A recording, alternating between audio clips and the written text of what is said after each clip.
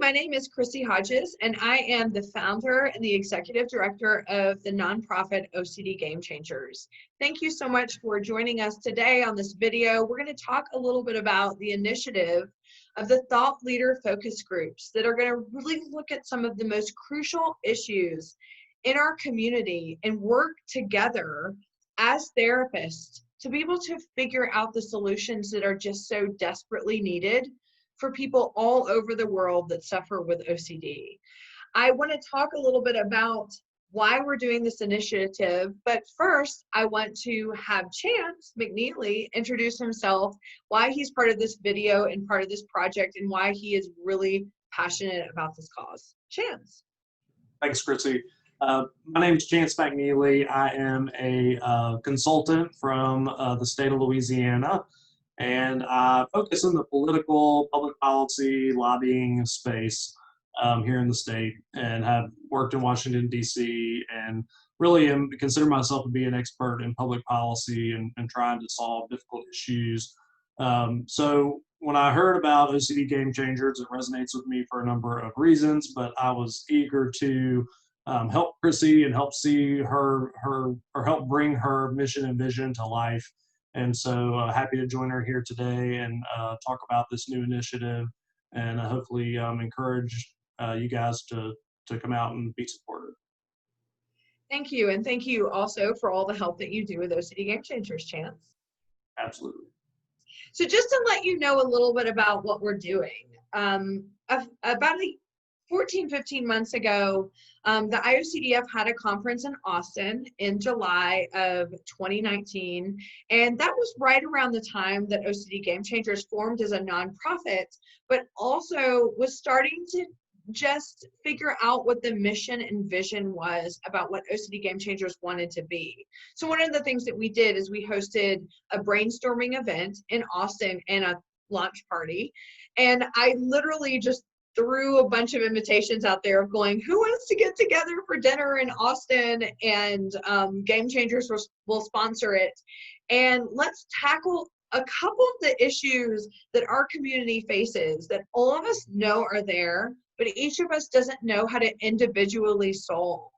And I thought, how fun would it be to get a bunch of people together who are invested, passionate, and really just have this invested interest in solving these problems that everybody is really too scared to face.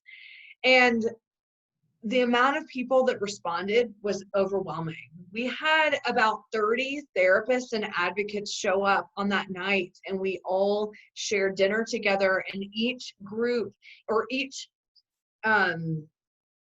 problem we were looking at solutions for, we brainstormed for 25 minutes each problem, and everybody was irritated that we didn't have more time, which I thought was weird because I thought, why aren't we just partying?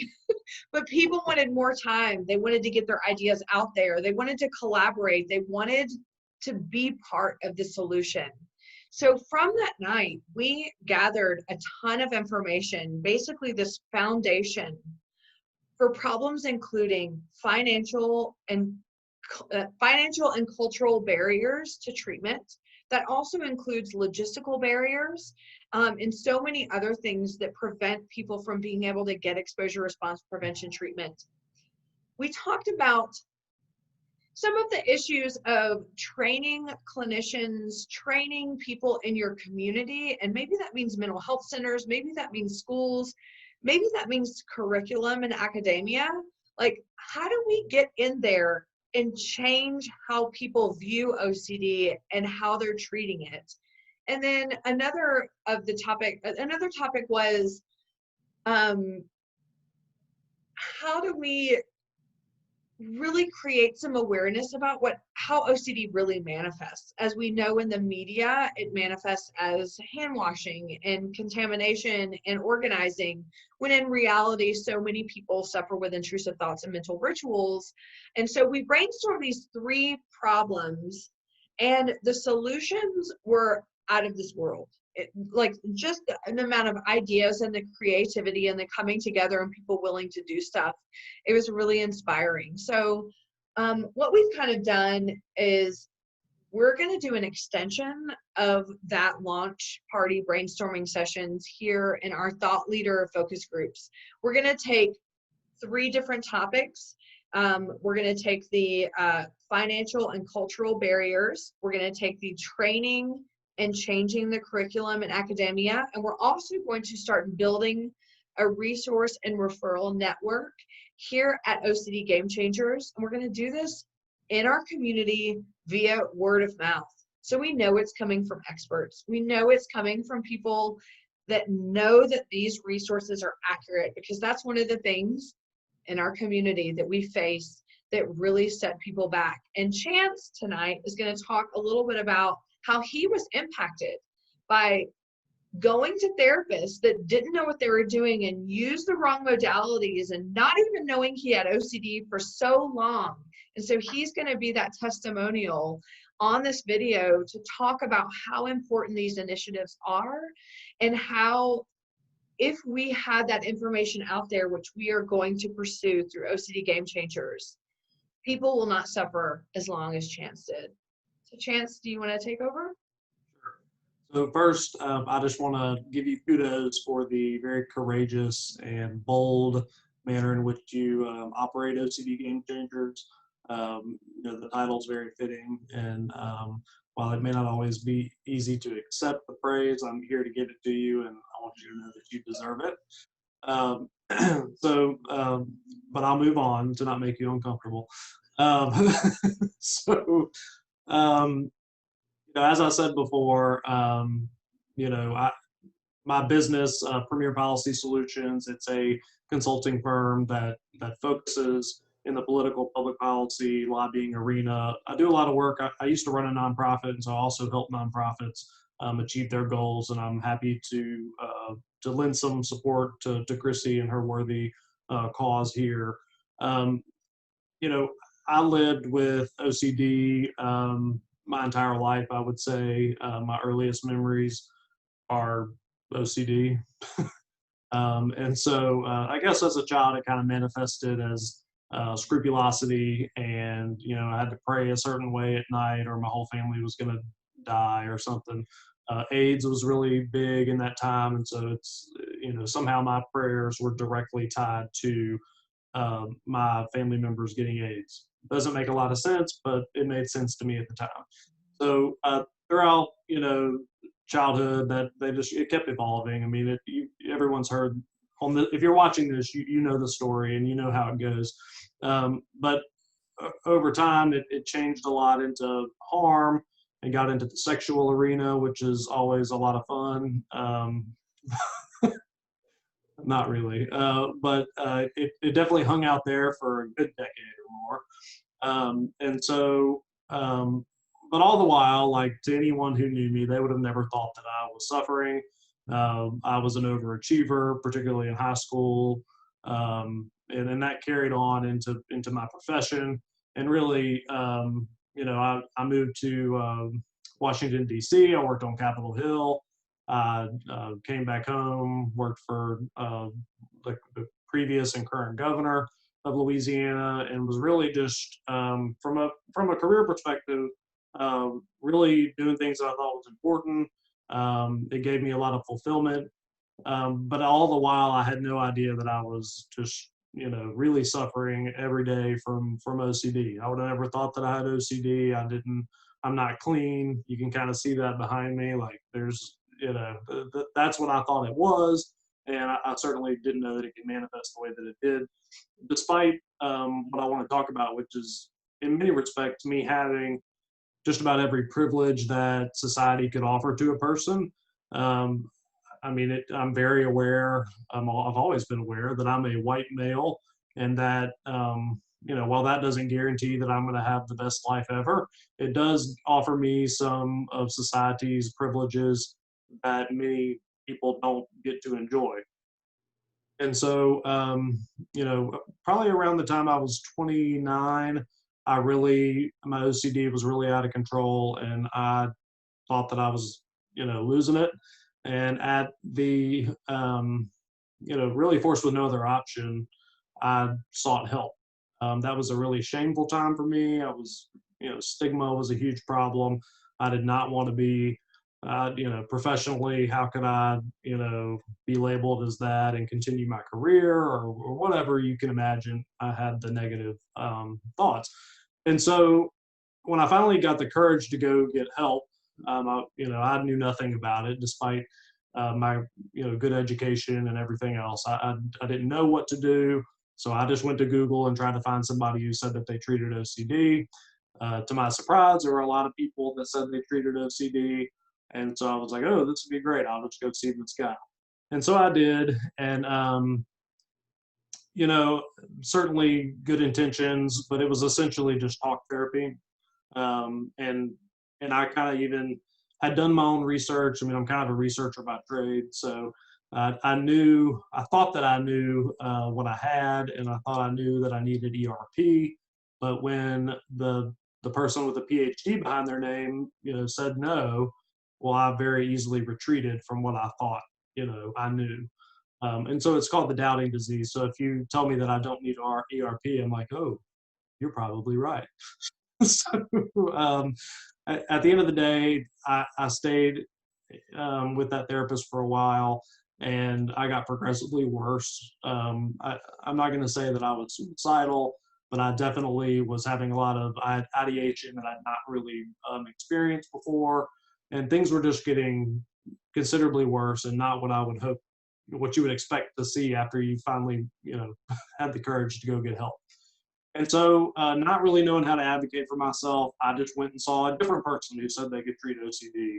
And I had kind of the same experience, the same conversation, and it just resulted in more talk therapy. And what that did for me was basically make me think that I was the problem, right? I've seen two people who have a PhD behind their name, and here I am getting worse.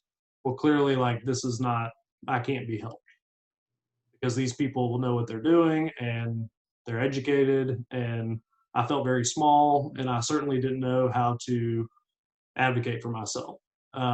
So again, kind of feeling like I had no other option. I finally gained the courage through some help of some really good peer support to go and see somebody who was trained in OCD. There are very few therapists in my state who have that specialized training. And when I look back at it, I mean, I moved into recovery under the care of a trained clinical psychologist in OCD, and I'm thankful that I got there. But it was a rough road there. And when I consider, again, the fact that, I mean, I'm a white male in the South who, is well educated. I have a master's degree. I have lots of reasons why I should have been able to figure this out, or shouldn't have had such a hard time, I guess. But it really was difficult. And if not for some of the privileges that I had, I don't know that I would have had the fortitude or the courage or whatever it may be to persevere and get the help that I needed. So that's why whenever I look at, what Chrissie's doing with OCD Gamechangers, I'm inspired by it, because I know that for as difficult as my experience was, that there are certainly other people who have it even more difficult. And not to take away from my own experience, because it's hard, but there are certainly other people that struggle in different ways, and that bothers me.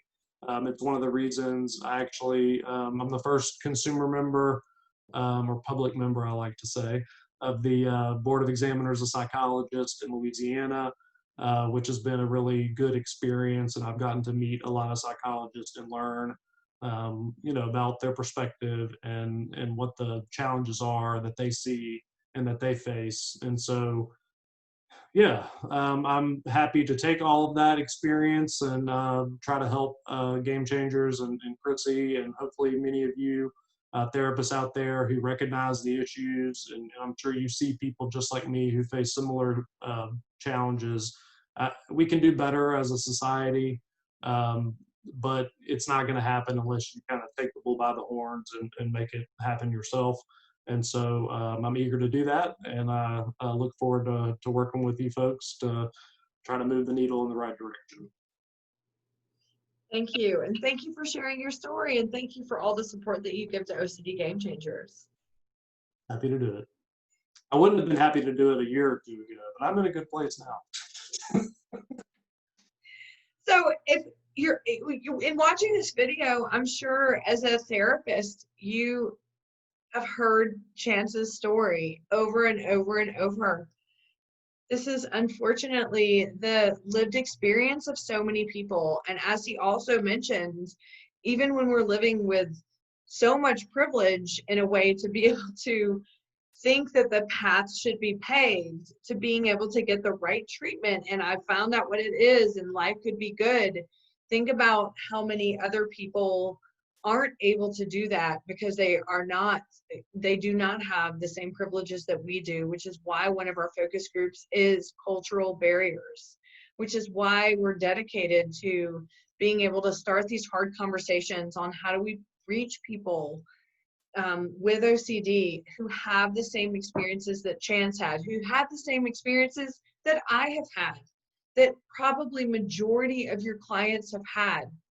OCD Game Changers is not only dedicated to elevating people who are doing these creative, innovative projects, being able to give them a voice and a platform, who are really just have that innovative, creative desire and passion to help our community, but also we know that the answers to the biggest problems in our community lie within the community.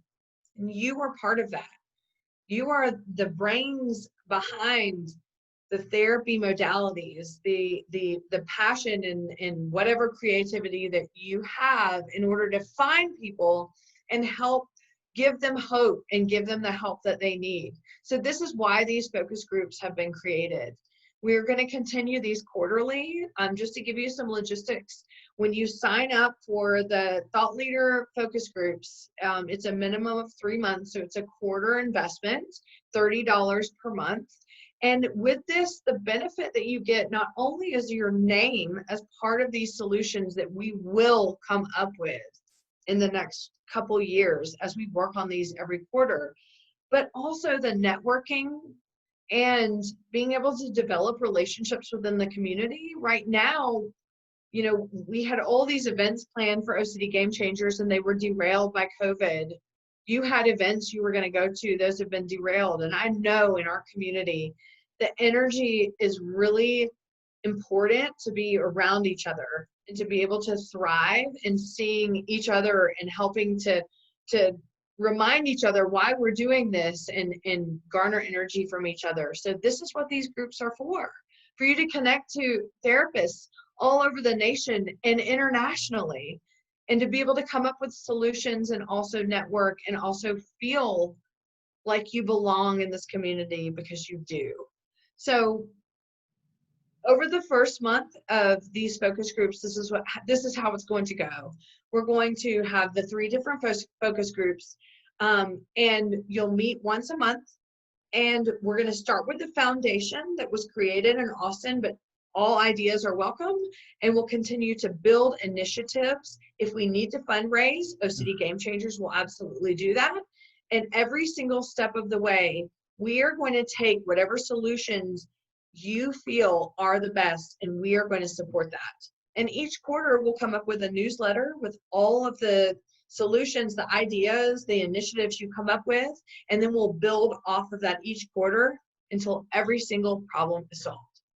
So you will be part of how we take everything that Chance was saying in his own experience, everything in my experience, everything in most of your clients' experiences of, I suffered for this long, I went to this many therapists, I didn't know what I had. We're going to find the solutions. You're going to be part of it. And you are going to be the reason why you are the game changers in people's lives with obsessive compulsive disorder. Yeah, and I would just say that, speaking for myself, I know that when I give back, especially having or beginning to become active in the mental health space, that when I give back in this area, it is by far the most rewarding thing that I've ever done. And so first I want to thank therapists for the fact that you've already dedicated your career to a really important issue. And I'm very thankful that there are people like you who've had the foresight, for whatever reason, to go down this path and be part of a field that helps people innately.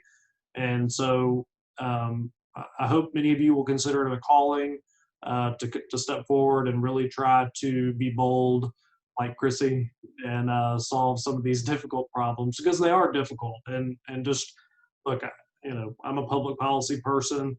I understand all of the different dynamics that make things be the way that they are, and I understand the challenges in making changes. And it's no small feat to make meaningful changes in these areas. But with your expertise and with your dedication and your ideas, I really am excited about what we can achieve and make people's lives better. That's ultimately what it's all about. And lastly, I just want to say that OCD Gamechangers is 100% dedicated to this community, and so the profits from the focus groups are going to go toward the first nonprofit scholarship fund and helping people to get the financial support to get exposure response prevention. We as a board, and we're also welcome to any ideas that you may have, we are going to start building that out in 2021, but we really believe that it is important to, when people can't afford ERP, because hello, that's one of the biggest issues, is one of our focus groups. When they can't, we want to be that source where you can come and you can apply, and we can, with their partners of all of our therapists in the States and internationally, we can be able to help people get ERP therapy all over the world, not to mention peer support and support groups. So these are the things that we're working towards. So all profits for this project are going towards that. And so I do just want to emphasize this as well. We can't solve these problems by ourselves, and we can't solve them without you. So if you're hesitating and you're like, oh, I have this idea, but I don't know, or I want to do this, but I don't know, this is where you join. This is why we're doing this. We need you. We need your ideas. We look at this problem and it looks so huge and we turn away. But what we need is a dozen or more people looking at it together, so it feels less invasive. It feels, it feels like it's not something that we can't tackle together, because as Chance and myself, we are individuals with OCD, and we are so grateful for what you've already done for us, but we need you to help together figure these things out. And then also we need, as a community, to come together and figure out the solutions to even more broader issues that we will tackle down the line. But